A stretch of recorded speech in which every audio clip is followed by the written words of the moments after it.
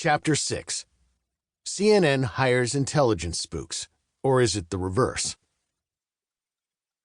Many of today's CNN viewers know Carl Bernstein as the older political analyst who often appeared on various shows during the Trump administration to promote the Russia collusion narrative as worse than Watergate, or declare that Trump is a war criminal. Carl Bernstein is a legendary figure in journalism, being half of the investigative team at The Washington Post with Bob Woodward, who broke the story of the Watergate scandal, which eventually resulted in the resignation of President Richard Nixon on August 8, 1974.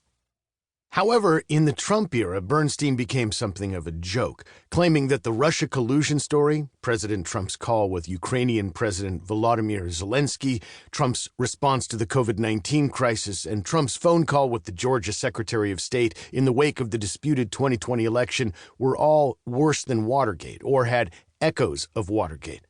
None of this is to take away from the remarkable body of work Bernstein has created over his decades in journalism. Aside from his work on Watergate, probably the most important story he wrote was a 25,000-word piece in Rolling Stone magazine on October 20, 1977, which examined how the CIA worked with the American media. In 2022, it's ironic how conservatives are the ones who distrust the intelligence services, while in the 1960s and 1970s, it was the liberals who distrusted not only the intelligence agencies, but also the influence of large corporations. Bernstein's Rolling Stone article opened with what was a bombshell when it was released.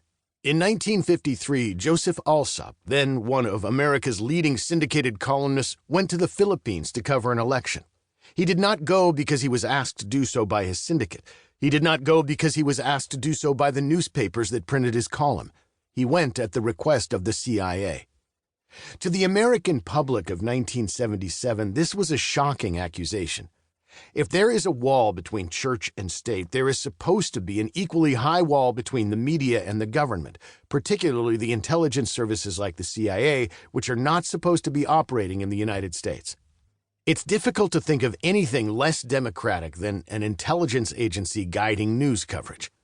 One begins to suspect that the common claim by America's adversaries during